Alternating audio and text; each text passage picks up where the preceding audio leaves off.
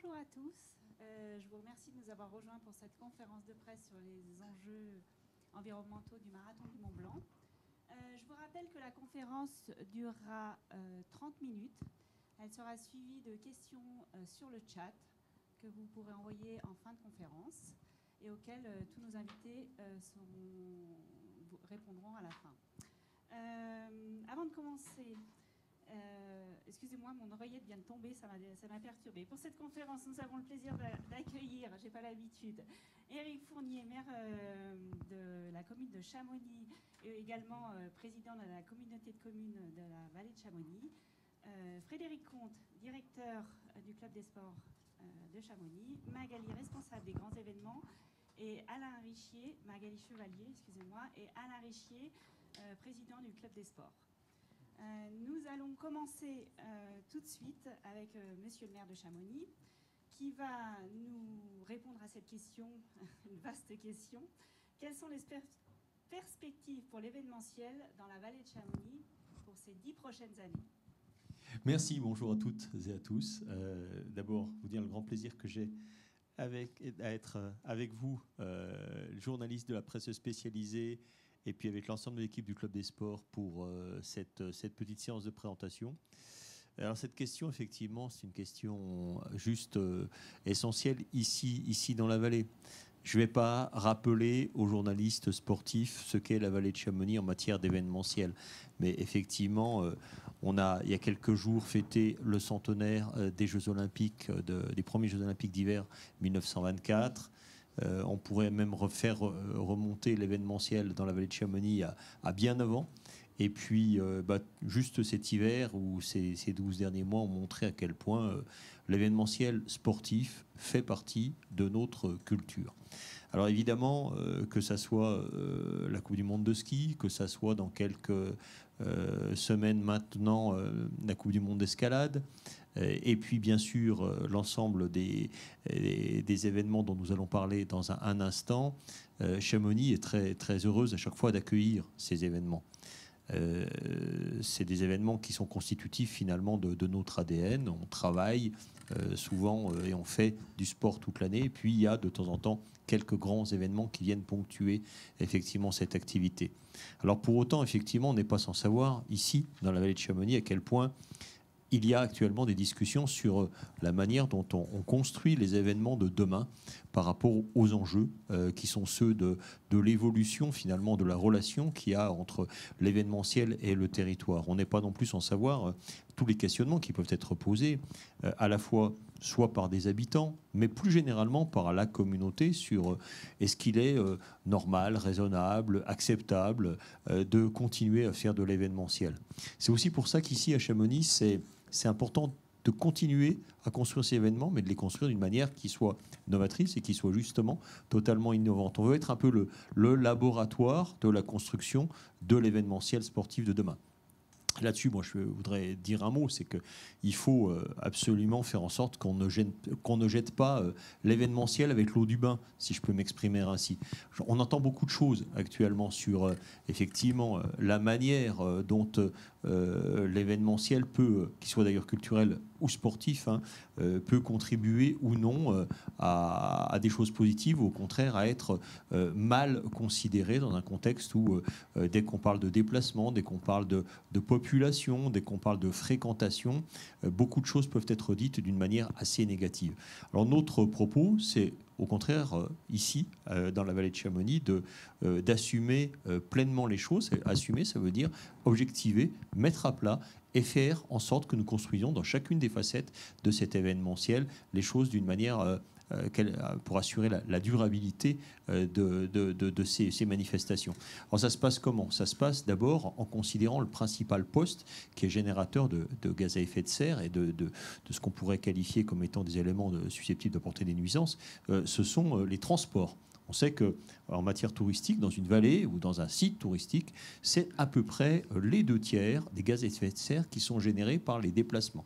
Donc nous travaillons depuis l'origine, en fait, de nos coureurs, là en l'occurrence, et de nos sportifs, jusqu'au déplacement du dernier kilomètre, pour faire en sorte que nous puissions procurer des déplacements les moins carbonés possibles. Ça, c'est important, et nous le faisons à la fois à travers une politique très dynamique, nous l'espérons en tout cas, de transport collectif en interne à la vallée. Je rappelle qu'ici à Chamonix, on a 80% des déplacements qui sont internes à la vallée. Le fait d'arriver dans la vallée ne représente que 20% du bilan global gaz à effet de serre. Et puis naturellement, en travaillant très en amont sur des packages et sur une manière de considérer l'accès à la vallée d'une manière qui soit décarbonée. Donc le transport vraiment fait partie des choses essentielles. Et puis naturellement, avec le Club des Sports, nous souhaitons illustrer dans chacune des facettes de l'organisation de l'événement la ressource, par exemple, alimentaire, la ressource en eau, dont on parlera sans doute dans quelques instants, la manière dont on traite le déchet, la manière dont également on quantifie le nombre de pratiquants possibles pour chacune des épreuves. Chacune de ces facettes environnementales fait l'objet d'une analyse détaillée. Et vous le voyez, véritablement, notre objectif, c'est de faire en sorte qu'on construise en quelque sorte une maquette de ce que l'événement sportif de demain sera en matière de durabilité. J'en terminerai juste par un mot. À chaque fois qu'on considère un événement, souvent on omet de considérer ce qui se passe tout au long de l'année. C'est un peu comme pour la qualité de l'air. Si on considère que la pointe, on ne considère pas ce qu'on a sur le fond. Et ce que nous souhaitons faire ici, c'est bien de considérer l'ensemble dans une fonction et une régulation qui permet à la fois une pratique exemplaire en matière de sport, mais également un respect optimal de l'environnement exceptionnel qui nous entoure. Merci Monsieur le maire, avec cela le décor est planté. Pour continuer, je vais demander à Alain Richier, président du club, de nous parler un peu de cette structure, le Club des Sports de Chamonix, qui est une association loi 1901 et qui existe depuis 1905. Elle a donc, depuis 119 ans, le Club des Sports agit et encadre et accompagne le sport dans la vallée de Chamonix. Est-ce que vous pouvez nous expliquer quelle est la vocation de ce Club des Sports avant tout? Oui, bonjour à tous. Donc, le Club des Sports est une association à but non lucratif. Et on a deux vocations premières en fait, au Club des Sports, qui est organisation de la vie sportive en fait, de la vallée de Chamonix. Faire pratiquer en fait, le sport pour tous, à tout âge, à tout niveau. C'est une de nos priorités. Avec... si possible, emmener en fait l'ensemble de nos adhérents à leur plus haut niveau. Et on va jusqu'à, on va dire, au plus haut niveau, c'est-à-dire le haut niveau en fait sportif, avec des sportifs de haut niveau en fait issus du Club des Sports, et avec une fierté qui est pour nous le Club des Sports d'avoir pu présenter un athlète du Club des Sports de Chamonix à toutes les Olympiades d'hiver depuis 1924. Et ça, je pense que c'est unique au monde, et c'est vraiment notre fierté, et c'est ce qui fait l'ADN en fait du Club des Sports aujourd'hui. La deuxième vocation, bien entendu, c'est organiser en fait des événements pour promouvoir en fait le territoire de la vallée de Chamonix. Nous sommes tous des passionnés du sport et amoureux de la vallée de Chamonix. Et par ce fait, on se doit en fait d'organiser en fait des événements internationaux dans la vallée de Chamonix avec effectivement 3 événements majeurs qui sont la Coupe du Monde de ski en fait le Kandar, la Coupe du Monde d'escalade et aujourd'hui pour lequel on est présent aujourd'hui pour parler en fait du marathon du Mont Blanc. Et on va essayer de résumer en quelques chiffres. Combien de sports, par exemple? Donnez-nous quelques chiffres sur ce Club des Sports. Donc, le Club des Sports, c'est plus de 25 sports en fait, présentés, avec une organisation en fait, avec plus de 4000 adhérents, en fait, 200 bénévoles qui gèrent en fait, l'organisation des sections sportives et l'ensemble du Club des Sports. Ça, c'est pour nous une grande fierté parce qu'on est une association, donc on est géré par des bénévoles. Et c'est ce qui fait que l'ADN en fait, du Club des Sports reste une association et le bénévolat. Voilà, toute l'organisation du sport, elle vient de là. Nous avons plus de 60 000 heures de bénévoles sur l'année pour toutes les activités sportives qui sont présentées à nos jeunes et tous nos événements qu'on organise avec les grands événements internationaux. On va rentrer dans le vif du sujet avec un des fleurons du Club des Sports, le marathon du Mont Blanc. Là encore, Frédéric, je pense qu'on doit commencer par peut-être l'histoire, quelques grandes dates pour positionner et comprendre bien les enjeux de cet événement qui a une vraie histoire.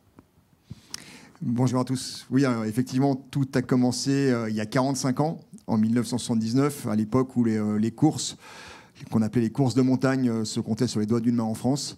Et les pionniers, nos pionniers, ont créé ce premier cross du Mont Blanc, qui dès la première année et tout de suite était une course internationale avec plus de 400 compétiteurs et un podium déjà international, puisque si je ne dis pas de bêtises, le vainqueur était suisse et le troisième était anglais. Voilà. Donc cet événement, il est devenu très rapidement une référence dans les courses de montagne pendant un certain nombre d'années.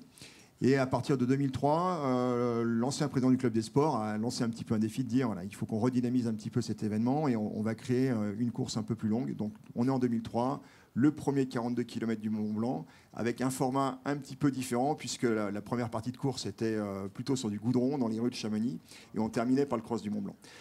Et à partir de 2004, on arrive sur un parcours qui est quasiment celui d'aujourd'hui. On est rentré à partir de 2005-2006 dans une phase de croissance en termes de nombre de participants, en termes de nombre de courses, avec une ligne directrice qui était très claire, c'est de faire en sorte que les familles puissent participer tout à l'événement. Donc on a créé évidemment des courses pour les enfants, c'est notre ADN puisqu'on est un club sportif. On a créé aussi des courses plutôt courtes, des courses un peu radicales, le kilomètre vertical, des courses en duo, des courses de nuit, etc., jusqu'à 90 km. Donc ça a été une période d'assez forte croissance. Et on est arrivé à un premier point en 2010 où les courses étaient très demandées. Les courses ont toujours été complètes dès leur création, mais on avait 6-8 mois pour s'inscrire, tout allait bien. Et à partir de 2010, il y a une trop forte affluence, donc on est obligé de lancer les premiers tirages au sort. On continue comme ça, on arrive en 2015, et en 2015, on se dit stop. 2015, c'est il y a bientôt 10 ans.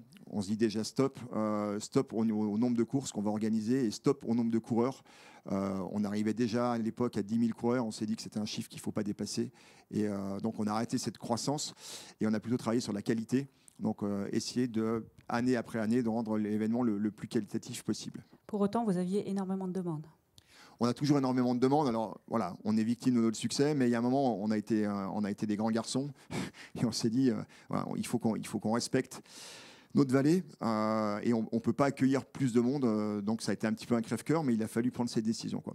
2017, une date importante, on rentre dans la Golden Trail World Series, qui est ni plus ni moins qu'un duplicata de ce qu'on peut pratiquer l'hiver avec le Candar et la Coupe du Monde de ski. L'idée, c'était de dire, on crée un circuit sportif où les meilleurs athlètes du monde peuvent faire une course par mois.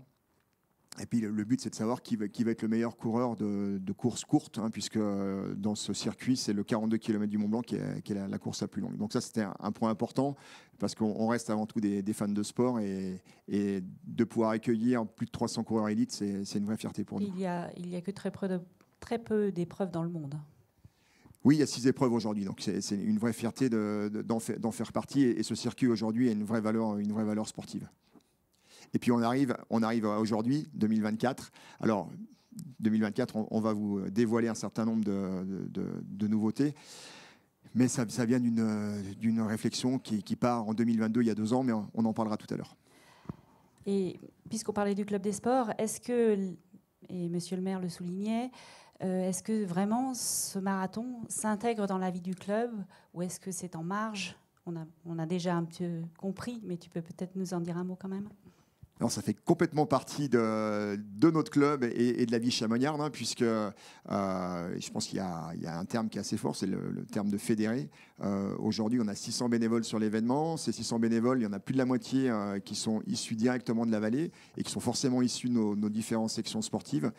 Et puis, il y a quelque chose qui nous tient à cœur aussi, c'est le lien intergénérationnel, puisqu'on retrouve souvent dans l'organisation, dans nos bénévoles, des petits-enfants qui participent à l'organisation avec leurs grands-parents. Donc il y a ce mélange-là qui est important aussi. Et on n'a plus beaucoup l'occasion aujourd'hui, dans notre vie où on a toujours un peu speed, de partager des moments tous ensemble. Les veillées au coin du feu, ça fait longtemps que ça n'existe plus. Et aujourd'hui, on peut retrouver ces moments de partage sur ce type d'événement.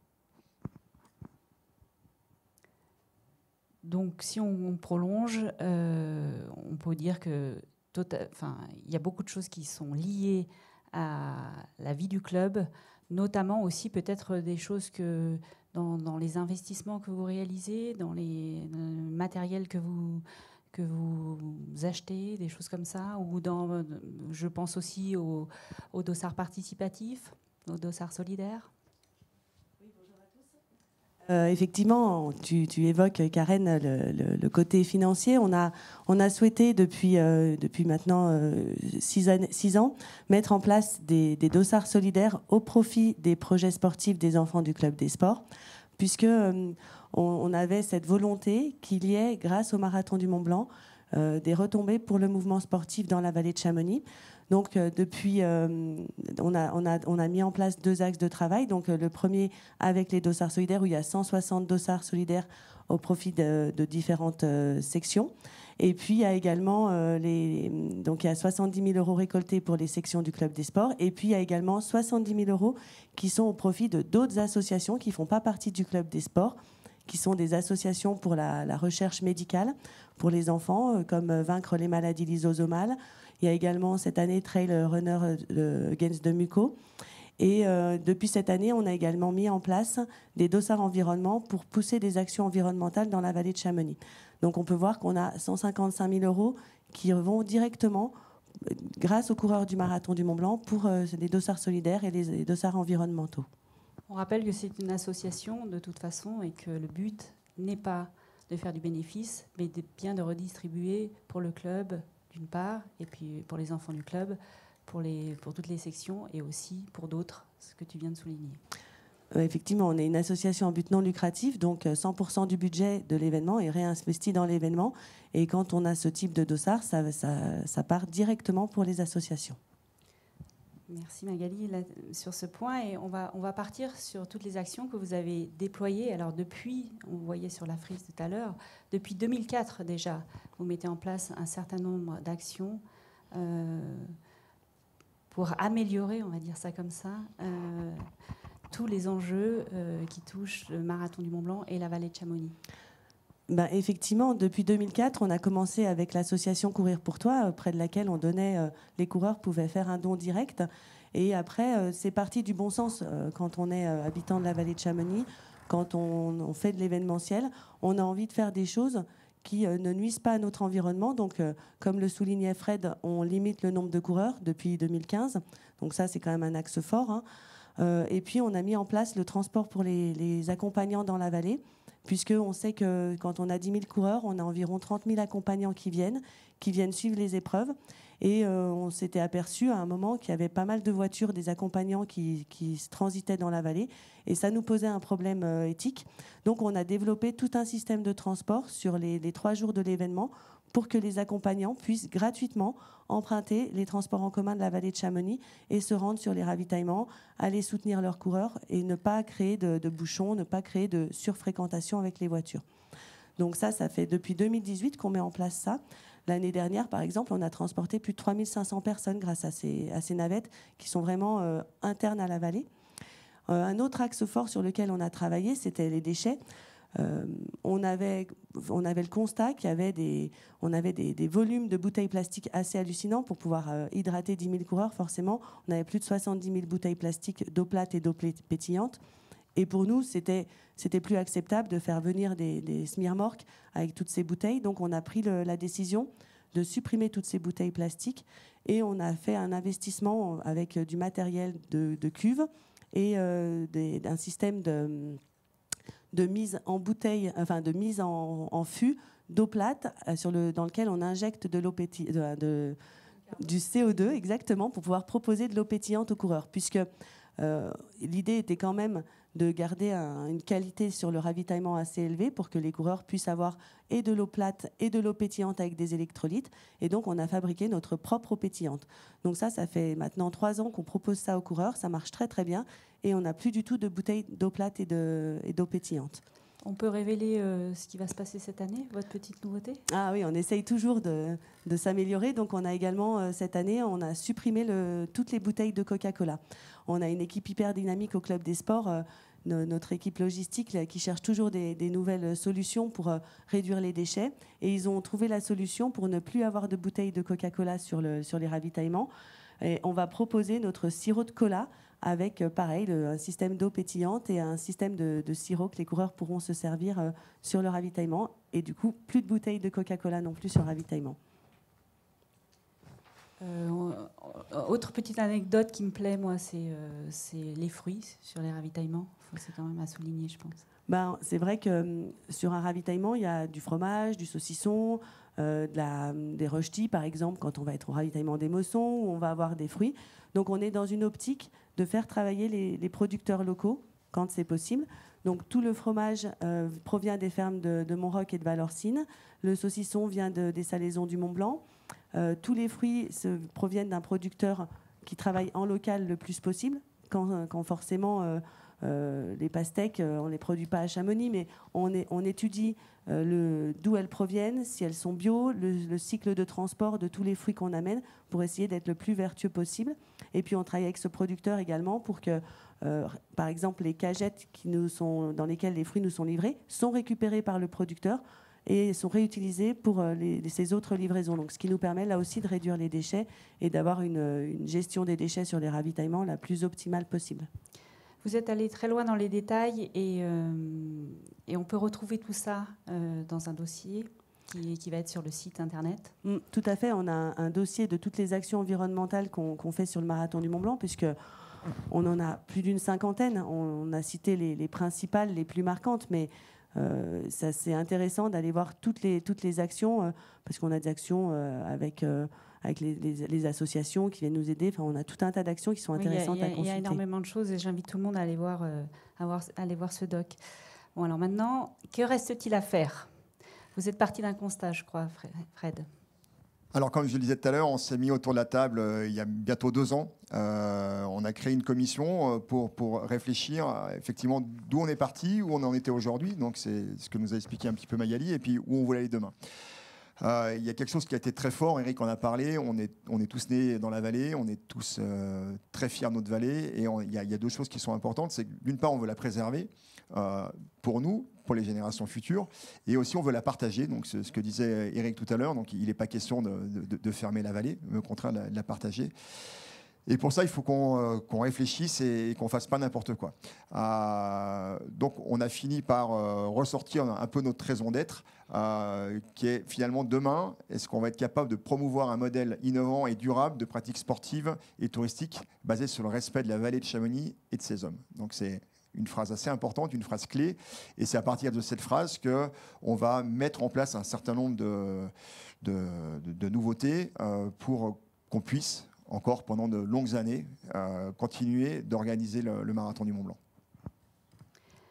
Donc si on va dans le concret, dans les choses, si on décrit un petit peu vos guidelines, si on peut dire, les 3-4 points. Alors, quelque chose de très important, on a fait une étude environnementale pendant ces 2 dernières années et il ressort un chiffre qui est clé, 96% de notre impact carbone, 96%, c'est le transport des trailers qui se rendent à Chamonix pour l'événement. Donc le reste, on peut voir sur le diagramme qu'on a déjà bien travaillé sur le reste puisque l'impact est très faible. Donc c'est sur ce bilan carbone qu'on va travailler. Donc on a 3 façons d'y arriver, la réduction, la compensation et la valorisation. Donc je vais juste commencer sur la réduction. On a travaillé, on a récupéré des datas pendant 2-3 ans. Premier chiffre important, il y a 67% de nos trailers qui viennent en voiture, alors soit en voiture seule, soit en covoiturage, donc c'est déjà bien le covoiturage, c'est un premier point.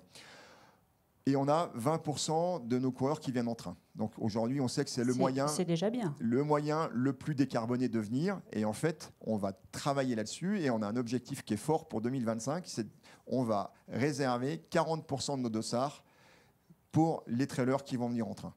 Donc c'est quelque chose de fort, c'est un vrai objectif. On verra pour le futur si on va pouvoir encore augmenter ce curseur. C'est quelque chose qui est important. Je fais un petit retour en arrière. Il y a quelques années, il y a 15-20 ans en arrière, sur nos événements, les coureurs, et nous les premiers, parce qu'on était on a été coureur, on n'était pas forcément dans les bonnes pratiques. On arrive au ravitaillement, on prenait une éponge, on prenait un gobelet en plastique et on jetait. Donc ça, on s'est dit déjà il y a 15-20 ans, stop, il faut qu'on sensibilise les gens. Donc on a fait quoi? On a commencé par installer des poubelles, ce qui paraît bizarre, mais à l'époque, il n'y avait pas de poubelles. On a installé des poubelles, et puis après, on a supprimé les poubelles. On a dit aux gens, maintenant, vous ne jetez plus rien. Vous courez en semi-autonomie. Donc vous devez être responsable, vous devez préserver un petit peu l'environnement. Et aujourd'hui, il n'y a plus un déchet sur les chemins. Et en fait, en se basant sur ce constat-là, on espère que dans les prochaines années qui vont arriver, les coureurs vont venir à Chamonix avec des moyens complètement décarbonés. Donc ça, c'est l'axe le principal. Et puis derrière, on va aussi être proactif. On va essayer de travailler pour mettre à disposition des coureurs des moyens de transport au départ des grandes villes, encore une fois, pour les inciter à ne pas venir seuls en voiture, ce qui est le pire aujourd'hui. Et petite anecdote, c'est pour ça qu'aujourd'hui, on a proposé une visio plutôt qu'une conférence de presse en présentiel. Ça commence par là. Ça commence par là. Il y a aussi un volet compensation. Magali, tu peux m'en parler? Oui, c'est le deuxième axe de travail. Ça fait 2 ans qu'on propose aux coureurs, sur la base du volontariat, de compenser leur empreinte carbone, puisqu'au moment où ils s'inscrivent, ils peuvent indiquer leur mode de transport et compenser leur empreinte carbone liée à leur transport. Pour 2025, cette compensation carbone sera imposée aux coureurs. On considère que étant donné l'impact que ça a sur l'environnement global de la planète, cette compensation sera imposée à partir de 2025. Pour avoir un petit chiffre, là, cette année, étant donné que les courses sont toutes complètes, on a seulement 20% des coureurs qui compensent leur empreinte carbone liée à leur transport, et on considère que ce n'est pas suffisant, donc on veut aller plus loin. Et puis, il n'y a pas que les coureurs qui doivent compenser leur empreinte carbone. Nous aussi, l'événement, on va compenser dès cette année, par contre, l'empreinte carbone de l'événement, de tout l'impact. Pour avoir une petite idée, c'était 186 tonnes en 2023, suite à l'étude d'impact environnemental qui a été faite. Comme tous les ans, on fait une étude d'impact de notre événement. Le Marathon du Mont-Blanc compensera également son empreinte carbone pour 2024 et les années à venir, bien sûr. Ça, c'est déjà plusieurs grandes annonces. Et on parle aussi de valorisation et collaboration. Donc, c'est le dernier petit point. On n'a pas la science infuse. On a beaucoup travaillé sur la question des transports et c'est très, très compliqué. Je vous laisse imaginer si on commence à dire on va réduire le nombre d'étrangers, mais sachant qu'on habite à 12 km de l'Italie, à 15 km de la Suisse, c'est pas forcément très logique. Il y a des gens qui peuvent venir, qui ont accès à des transports décarbonés, d'autres qui l'ont moins.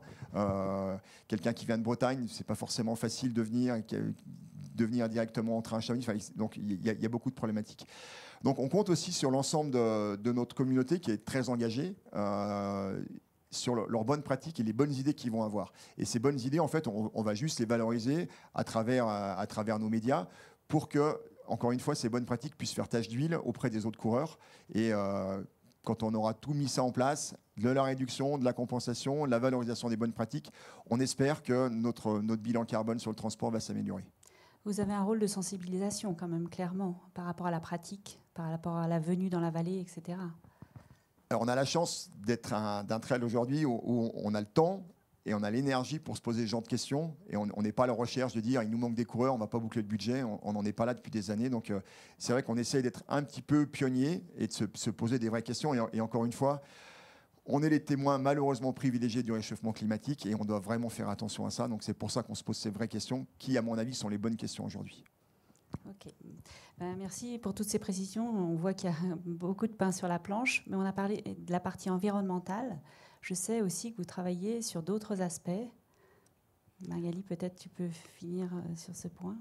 C'est sûr qu'au niveau du développement durable, il y a 3 piliers forts. Il y a la partie environnement qu'on a bien abordée aujourd'hui. Il y a également la partie sociale qui, pour nous, est très importante. Étant une association, ce côté social, c'est très fort. Donc, on va continuer à travailler avec des associations d'insertion pour des personnes handicapées, des personnes qui sont en difficulté sociale, etc. Donc, on va continuer dans ce sens-là à œuvrer avec ces associations. Et puis, on a également ce volet économique. C'est clair que quand on organise un événement tel que le Marathon du Mont-Blanc, il y a un volet économique. Et pour nous, c'est hyper important que ce volet économique, il aille pour les sociopros, pour les fermes, pour les producteurs de la vallée de Chamonix. Actuellement, on est sur 2 tiers de nos achats qui bénéficient au circuit local, aux fournisseurs locaux. Et on veut continuer dans ce sens-là et aller plus loin encore. Frédéric, est-ce que tu as quelque chose à rajouter ? Alors, toutes ces réflexions-là, elles sont basées sur nos valeurs. Donc, on a parlé de notre raison d'être, mais on a des vraies valeurs qui sont l'engagement, le respect, l'excellence et la convivialité. Donc ça, c'est aussi notre baseline sur lesquelles on va s'appuyer pour continuer de faire évoluer notre événement. Et puis, quand on a fait toutes ces réflexions, on s'est dit, on va aussi changer notre charte graphique, qui commençait à dater un petit peu. Et en fait, voilà, c'est une toute petite conclusion, mais on va vous présenter en exclusivité juste le nouveau logo de l'événement.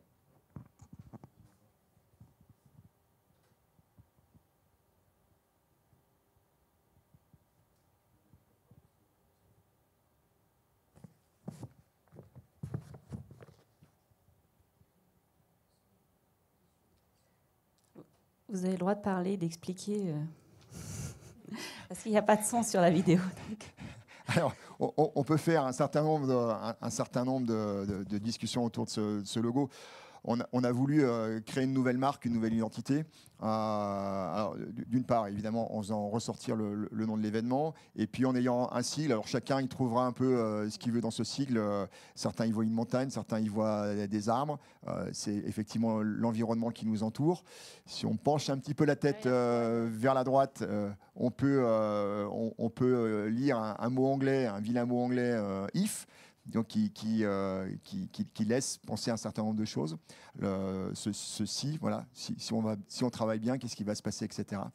Et voilà. Et bien en fait, après il y aura toute une déclinaison graphique sur notre façon aussi de mettre en avant notre événement à travers l'homme face à la nature, à travers l'engagement des coureurs et puis évidemment toute l'aventure humaine qui peut être autour de ça. Bon, il me reste, je crois qu'on est dans les temps, il me reste à vous remercier pour cet état des lieux très complet et à vous maintenant, merci d'avoir suivi cette conférence, merci de vous être connectés et à vous maintenant de prendre la parole avec vos questions. Et évidemment, Monsieur le maire de Chamonix, Éric Fournier, Fred, Magali et Alain se feront un plaisir d'y répondre.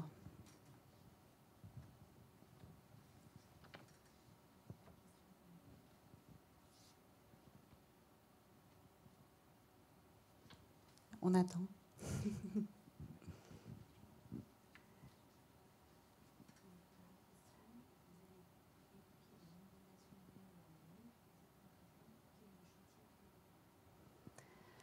Pour vous, concrètement, par rapport à toutes les actions menées, quel est le chantier prioritaire actuellement ?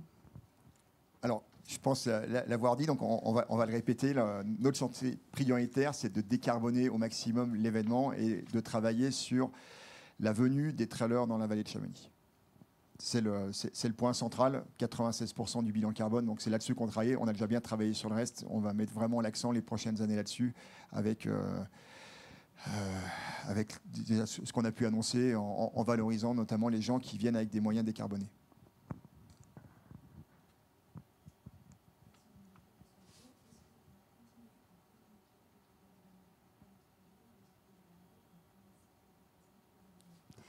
Alors, est-ce que vous continuez à communiquer à l'étranger ou quelle est votre politique en quelque sorte vis-à-vis des coureurs étrangers? Est-ce que vous continuez à communiquer pour inciter d'autres coureurs étrangers à venir? En termes de communication, on n'a jamais eu une communication forte à l'étranger. On a une communication globale. On n'est pas axé sur je communique auprès des Anglais, je communique auprès des Américains. La communication, c'est une communication globale. L'objectif, il est d'avoir une communication la plus claire possible. Ce n'est pas parce que vous êtes aux États-Unis que vous n'avez pas le droit de participer au Marathon du Mont-Blanc. Notre communication, elle ne va pas changer. Par contre, ce sur quoi on va communiquer, c'est la façon de venir participer au Marathon du Mont-Blanc. Notre objectif, c'est, à notre humble niveau, c'est d'apprendre aux coureurs à venir d'une nouvelle façon dans la vallée de Chamonix et à ce que, par la suite, ils reproduisent cette façon de venir. Donc notre communication, elle ne changera pas. Peut-être un petit point d'éclaircissement. Aujourd'hui, on a 30% d'étrangers sur notre événement. Donc, ça veut dire que 70% de Français. Donc, c'est des chiffres qu'on veut pas changer. Le but demain, c'est pas d'avoir... parce qu'on pourrait faire de la promo et dire on veut 3500 Chinois sur notre événement. C'est pas le but. Donc, comme l'a dit Magali, on va continuer à avoir une communication globale. On n'est pas là pour dire on va interdire, mais en tout cas, ce qui est sûr, c'est que ce pourcentage-là, on va le geler, on va rester à ces 30%. Alors là, j'ai une question qui peut peut-être être abordée par Monsieur le maire. Concernant la SNCF, est-ce qu'il y a des choses qui vont être faites auprès de la SNCF pour permettre aux coureurs de venir et peut-être venir jusqu'à Chamonix, augmenter peut-être une fréquence, ou au moins jusqu'à la gare de Saint-Gervais en bas de la vallée? Oui, alors c'est sûr que pour nous, finalement, l'événementiel, c'est un petit peu la pointe de la lance et de tout ce qui doit être refait tout au long de l'année. Et moi, j'aime beaucoup quand j'entends qu'en 2025, 40% des dossards vont être réservés pour des gens qui viendront en ferroviaire. Alors simplement, pour ça, il faut qu'il y ait des trains. Hein, alors, ici, dans la vallée de Chamonix, on a déjà beaucoup travaillé parce que je rappelle qu'on a fait plus que tripler le nombre de voyageurs qui circulent dans la vallée entre Saint-Gervais et Valorcine par le train. Donc une fois que vous êtes dans la vallée, j'ai envie de dire qu'il n'y a plus de soucis. La difficulté, effectivement, c'est d'y accéder. Et on sait à quel point c'est des politiques de long terme à mener avec la SNCF. Alors, on a 2 combats prioritaires. Un, pour moi, le combat de 2024, c'est de remettre le dossier du train de nuit sur le sommet de la pile. Et ça, pour un trailer, ça peut être vachement sympa. Hein. C'est de se dire, finalement, je pars... le train de nuit, c'est le fameux Paris-Saint-Gervais, qui a été supprimé en 2016. Se dire, on arrive frais et dispo le matin pour courir, c'est juste génial. Donc ça, c'est la priorité 2024. Puis ensuite, 2025-2026, c'est le grand chantier de la rénovation du bas de la ligne, puisque comme je le dis ici, dans la vallée de Chamonix, on a une ligne qui marche bien. On va encore mettre plus de trains, mais ça, c'est en route et ça se passe plutôt bien. Et puis, c'est d'arriver justement dans la vallée. Alors là, on a un plan cofinancé par la région, le département et l'État pour faire qu'on ait aussi une modernisation de la ligne. Moi, je ne cache pas que je vais être très directif. À terme, on veut que les produits touristiques, et finalement, quand on fait du sport, il faudra l'intégrer un petit peu comme ça, il y a un avantage qui soit donné, qui soit fort, une dégressivité pour les gens qui sont susceptibles de venir d'une manière décarbonée. Et puis après, on ne s'interdira pas de dire aux autres, excusez-nous, mais ça ne va pas pouvoir le faire. Il faudra peut-être que ça soit une autre fois. Parce qu'on ne peut pas, dans un contexte de changement climatique, être en dissonance cognitive. Donc, on a plus de monde, et c'est pour ça aussi que je le disais tout à l'heure, un événement sportif, de temps en temps, on stigmatise parce qu'on dit « Ah là, ponctuellement, il y a du monde ». Quand on voit les gens qui viennent à la journée, ce qu'on appelle les excursionnistes, dans nos sites touristiques, je ne sais pas s'il ne faut pas mieux aussi travailler un petit peu sur ces sujets-là. Donc évidemment, ça passe par une grosse campagne de promotion des transports collectifs, mais ça passe aussi par des politiques tarifaires attractives qui intégreront demain, je pense, davantage le volet vous payez moins cher si vous venez effectivement avec un système de transport collectif dans la vallée de Chamonix.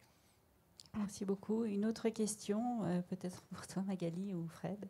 En quoi la suppression des poubelles a un impact environnemental ? Forcément, quand on génère du déchet, on a un impact sur l'environnement. Donc, le fait d'avoir supprimé les poubelles, ça nous a permis de les remplacer par exemple, tout ce qui était compostable. On a très peu, à l'heure actuelle, d'ordures ménagères. Les quelques déchets d'ordures ménagères qui sont produits et qui doivent être traités, ça va être l'emballage du paquet de tuc, ça va être quelques produits comme ça, l'emballage de la barre énergétique, mais on n'a quasiment plus de déchets d'ordures ménagères. L'objectif, c'est 0 déchet sur les ravitaux. Bien sûr, un déchet compostable est un déchet, mais il est revalorisé. Donc on peut considérer que du compost n'est pas du déchet qui est retraité en usine d'incinération ou dans d'autres filières. Donc nous, notre objectif, c'est avec l'association Éco-Tri-Vélo depuis 2 ans, c'est de travailler sur les déchets compostables pour qu'on n'ait plus de déchets d'ordures ménagères. Quand on supprime les bouteilles plastiques, on supprime aussi du déchet, donc on supprime du traitement de déchets et donc de l'impact carbone. Juste une petite précision, on va déjà très loin aujourd'hui puisqu'on demande à nos bénévoles de peser tous les déchets qui sont générés sur les ravitaillements. Donc on a des vraies données et on travaille à partir de ces données avec l'association Éco-Tri-Vélo pour diminuer, comme a dit Magali, avec un objectif d'arriver à 0. Vous demandez aussi aux coureurs de récupérer leur... Enfin, Alors, ne pas jeter n'importe où. En fait, le coureur, sur le ravitaillement, il peut toujours laisser son emballage de barre énergétique ou sa pipette de gel. C'est quand on veut plus aucun déchet, on veut plus de déchets sur les parcours. Et c'est le cas. À l'heure actuelle, on voit plus de déchets sur les parcours. Les équipes de fermeurs qui passent derrière, qui débalisent, ne ramassent plus rien. Ou quand exceptionnellement ils ramassent quelque chose, c'est que c'est tombé accidentellement de la poche du coureur. Donc effectivement, on demande au coureur, quand il est en dehors d'une zone de ravitaillement, de conserver son papier sur lui parce qu'il a mangé une barre énergétique ou il a pris un gel. Voilà, on est dans cette optique-là. Et on travaille également avec nos fournisseurs pour avoir des contenants en gros volume et ne plus avoir, par exemple, des barres énergétiques livrées en emballage individuel dans des paquets de 4, les paquets de 4 emballés dans des paquets de 10. Voilà, l'objectif, c'est d'avoir des produits en vrac. Alors justement, peut-être une question qui est un petit peu liée à ça. On me demande les 96% de carbone sont-ils liés seulement à la venue des participants et des accompagnants, ou tient-on compte aussi, par exemple, de l'acheminement de la nourriture? Est-ce qu'il y a d'autres choses qu'est-ce qui est compris dans ces 96%? Grosso modo, c'est ça l'histoire. Alors, dans l'analyse d'impact environnemental qui a été faite, étant donné qu'au moment de l'inscription, on demande aux participants d'indiquer leur lieu de résidence et puis le nombre de kilomètres qu'ils vont faire aller-retour, le type de transport emprunté. Ça nous a réellement permis d'avoir des données précises sur le transport participant. Le transport de la nourriture, effectivement, il ne rentre pas dans l'analyse d'impact environnemental des 96%. Puisque la nourriture, elle a été achetée sur le territoire de la vallée de Chamonix et on n'a pas analysé ça dans cette analyse d'impact environnemental.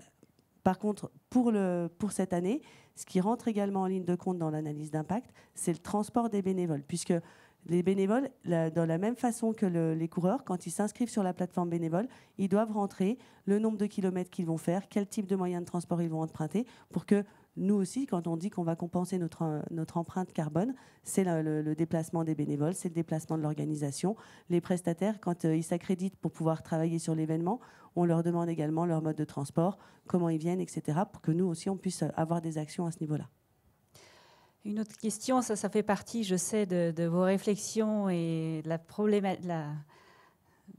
C'est extrêmement compliqué de fixer des règles et autres et des nouvelles, tout ce que vous mettez en place. Vous avez dit 40% de personnes qui viendront en train et un quota. Comment les coureurs vont-ils justifier ça? Je sais que c'est très complexe pour vous, ça fait partie de vos pistes de réflexion. Voilà, c'est jamais simple. C'est très compliqué parce qu'on peut rentrer dans une multitude de détails. Je prenais l'exemple d'un coureur breton. Est-ce qu'il va faire 100% de son trajet en train? Est-ce qu'il va, à un moment, est obligé de prendre un véhicule pour se rendre dans une gare? On parlait des 100 derniers kilomètres entre les principales gares et Chamonix. Il y a plein de problèmes. Donc, en fait, on ne peut pas aller trop dans le détail. Le but, encore une fois, c'est que les gens prennent un moyen de transport décarboné, qui est le train. Les coureurs, ils vont s'inscrire comme d'habitude à un tirage au sort au mois d'octobre. Au mois d'octobre, il n'y a pas de billets de train. Les billets de train ne sont pas encore disponibles. Donc, on va juste demander aux coureurs de s'engager à prendre un billet de train. Au moment où les billets de train ils vont sortir, au mois de mars-avril, on va leur demander de nous mettre à disposition leurs billets de train. S'ils ne le font pas, eh ben, comme a dit Eric tout à l'heure, on leur dira ce sera pour une prochaine fois. Voilà, c'est assez simple. Donc, on va juste leur demander. Aujourd'hui, ils justifient d'un certain nombre de choses. Hein. Ils mettent sur leur profil leur certificat médical, hein, etc., etc. Ils signent un certain nombre d'engagements. Donc, ils vont s'engager à prendre un moyen de transport propre. S'ils ne l'ont pas fait pour X raison, eh ben, ils ne seront pas au départ de la course. Une question plus globale. C'est vrai qu'on n'a pas évoqué le nombre d'inscrits, enfin, le nombre de demandes d'inscription et le nombre d'inscrits. Donc... Eh bien, au tirage au sort qu'on a eu cet automne, on a eu plus de 32 000 demandes de participation au tirage au sort pour 6 000 dossards disponibles sur les courses à tirage au sort. Et sur la course phare du 42 km, on a eu 17 000 demandes pour 2400 dossards disponibles. C'est assez astronomique. Il reste une course, je crois, seulement, qui n'est pas soumise à tirage au sort. Non, en fait, il y en a deux. Il y a le 10 km qui n'est pas soumis à tirage au sort et le kilomètre vertical, qui sont des courses qui sont ouvertes à tous. Et ces courses, pour la première année, ont été complètes dès début février, alors que d'habitude, c'est aussi des courses qui se remplissent un peu plus tardivement. Donc là, à l'heure actuelle, toutes les courses sont complètes, sauf le mini-cross, où là, on attend 1000 enfants qui s'inscrivent quand même un peu plus au dernier moment. C'est une course qui est gratuite. On a quand même déjà 400 enfants inscrits, mais on attend 1000 enfants. Et là aussi, on bloquera, parce que c'est pareil, 1000 enfants, il faut organiser ça en toute sécurité. C'est pas rien de faire courir les petits de 6 ans à 15 ans. Donc, pour qu'ils courent dans de bonnes conditions, c'est maximum 1000 enfants. Mais c'est la seule course sur laquelle il est encore possible de s'inscrire à ce jour. Et c'est la plus grande course, la plus grosse course d'enfants, je crois, en France. Une des plus grosses. Peut-être, mais on ne fait pas ça pour être la plus grande course, mais on fait ça parce que ça nous plaît d'avoir tous ces petits qui courent et qui se donnent à fond. Et puis aussi parce que c'est très familial, le marathon du Mont-Blanc, et en général, les gens viennent en famille pour cette compétition. Oui, tout à fait. Une dernière, pas une dernière, peut-être une avant-dernière question. Ah oui, sur les producteurs. Est-ce qu'il est possible de valoriser davantage les producteurs locaux via votre site, via un naming, via sur les affiches? Je pense qu'il y en a pour qu'il y ait des retombées concrètes pour eux. Alors, c'est ce qu'on fait. Donc, ça n'a peut-être pas été bien fait si vous ne l'avez pas vu l'année dernière, mais en fait, ce qu'on fait, la toute première chose qu'on fait, c'est qu'on fait un ravito-test lors du retrait des dossards. Notre idée, elle est de se dire, comme les coureurs, les 10 000 coureurs, ils viennent chercher leurs dossards sur la place du Mont-Blanc. Au moment où ils viennent chercher les dossards, c'est le moment idéal, ils ont du temps, pour qu'ils prennent connaissance de la façon dont on gère nos ravitaillements, la façon dont on propose l'eau pétillante, qu'ils puissent la goûter, la façon dont on fait le cola, les producteurs avec qui on travaille. Donc on a des petites affichettes sur lesquelles on écrit les salaisons du Mont-Blanc, le type de saucisson, on fait goûter les produits. On met le fromage des fermes de Montroc et de Valorcine avec les coordonnées des producteurs pour que les coureurs, s'ils ont envie de retourner en plus acheter ces produits-là, ils puissent y aller. Donc sur ce ravito-test, c'est le premier endroit où on fait tout cet affichage. Et puis ensuite, on le fait également sur la newsletter où on parle des ravitaillements, puisque il est très important, comme Fred l'a dit, de rappeler que c'est une course en semi-autonomie avec du matériel obligatoire et on communique de façon importante sur le matériel que doivent avoir les coureurs. On rappelle qu'ils sont en montagne. La montagne, c'est un environnement qui change vite. On est aussi là pour les sensibiliser sur la bonne pratique de la course à pied en montagne. C'est pas je pars juste avec un petit short et pas à boire, pas à manger, pas de kawaii. Donc on est là pour ça. Et du coup, lors de l'envoi de cette newsletter, on leur remet le matériel obligatoire et ce qu'ils vont retrouver sur les ravitaillements, les distances entre les ravitaillements pour qu'ils soient bien préparés. Donc on le fait également à ce moment-là où on parle des producteurs et des fournisseurs. Et puis bien sûr, sur la page du site internet, sur la page ravitaillement, on réexplique tout ça et on parle de ces personnes-là. Bon on n'a plus qu'à aller voir du coup. Apparemment, c'est une question. Oui. Oui. Les plus grands événements subissent actuellement, semble-t-il, une arnaque au dossard solidaire. Est-ce que c'est pour accéder aux satellites, pour accéder déjà à l'inscription tout court? Rappelez-nous, vous, comment vous fonctionnez? Alors déjà, les dossards solidaires, vous l'avez compris, hein, ils servent d'une part à financer des projets pour nos jeunes, et effectivement, c'est un des moyens de ne pas passer par le tirage au sort. Je vois pas, j'ai pas connaissance qu'il y ait des arnaques. En tout cas, je pense pas qu'il y en ait chez nous, et j'avais pas connaissance que ça existait ailleurs. Ça donne pas droit à des satellites, évidemment. Encore une fois, ces dossards-là, ils sont vraiment, ils permettent à des gens de récolter de l'argent, parce que des fois, un dossard solidaire peut coûter un petit peu cher. Donc, peu importe comment le trailer va récolter de l'argent, soit il paye, soit il fait appel à des collègues, à son entreprise. Enfin, il trouve un financement. Et cet argent, encore une fois, il va directement, il est redonné directement une partie donc à notre club et puis d'autres à d'autres associations. Donc, excusez-moi, mais je ne comprends pas trop le principe de l'arnaque. En fait, ce qu'il faut peut-être rappeler, c'est comment fonctionne le dossard solidaire. Tout simplement. Et je crois qu'effectivement, il y a diverses appellations et diverses fonctions de ce dossard solidaire. Vous, c'est vraiment pour récolter de l'argent qui est redistribué, soit à des actions pour le club des sports, soit à des associations que vous sélectionnez, très clairement. vous avez identifié. Cette année, par exemple, les associations environnementales sont le CREA. Alors, bon, je vais aller trop vite, mais vas-y. Non, en fait, c'est pas comme ça que ça marche. Alors, d'abord, le dossard solidaire, c'est un dossard que le coureur va payer, c'est en toute transparence, 600 € pour s'inscrire au marathon du Mont Blanc. Donc, il peut, avant même qu'il y ait les tirages au sort, il peut acheter son dossard solidaire à 600 €. Il ne passera pas par le tirage au sort. Comme je vous le disais, il y a 160 dossards qui sont répartis sur les courses du marathon du Mont Blanc. 90, 42, 23, duo étoilé. Donc, le coureur, il veut être sûr de participer. Il achète son dossard à 600 € et l'argent, il est reversé pour le projet sportif des enfants du club des sports. Voilà, c'est aussi simple que ça. Il achète son dossard et l'argent est reversé pour les sections, pour les enfants. Ensuite, il y a les associations Vaincre les maladies lysosomales et Trail Against the Muco qui, eux, ont un accord avec nous, ont un volume de dossard et c'est eux qui vendent le dossard à la même somme. Le but, c'est pas que les associations se fassent concurrence entre elles. Donc, le dossard est revendu pour le même montant. Et ensuite, le coureur, une fois que l'association nous dit c'est bon, j'ai vendu mes 10 dossards, par exemple, ou les 15, 20, peu importe, on leur envoie la procédure d'inscription et les coureurs s'inscrivent. Et l'argent, l'association l'a touché en direct elle-même. Voilà, c'est très simple. C'est pour la partie dossard solidaire. Pour la partie dossard environnement, donc la partie dossard environnement, même fonctionnement, le coureur, il achète 600 € son dossard environnement, le club des sports collecte l'argent et le club des sports décidera des actions environnementales dans la vallée de Chamonix qui seront faites avec cet argent. Ce n'est pas le Créa Mont Blanc ou Sylvact. Sylvact et le Créa Mont Blanc sont les deux associations qui ont été ciblées pour l'argent qui a été récolté par la compensation carbone faite par les coureurs depuis 2 ans. Donc, en 2023 et en 2024, les coureurs, quand ils s'inscrivent, ils peuvent compenser leur empreinte carbone.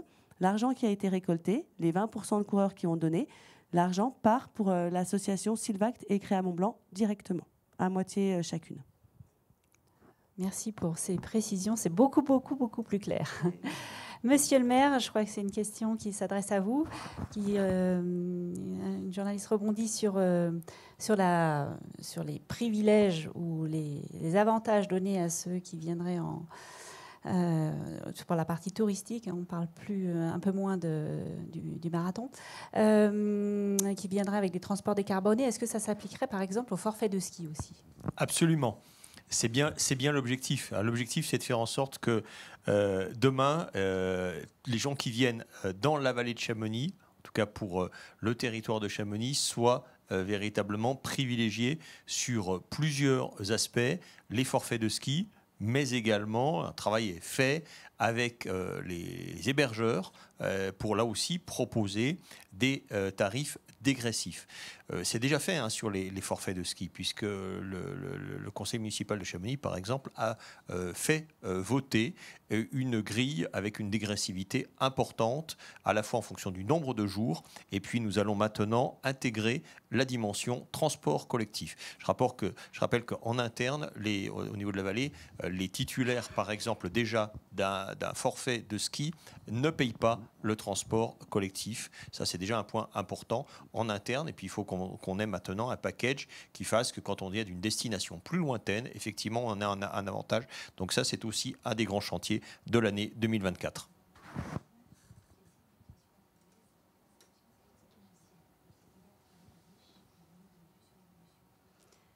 Alors, une dernière question et qui ouvre à nouveau le débat.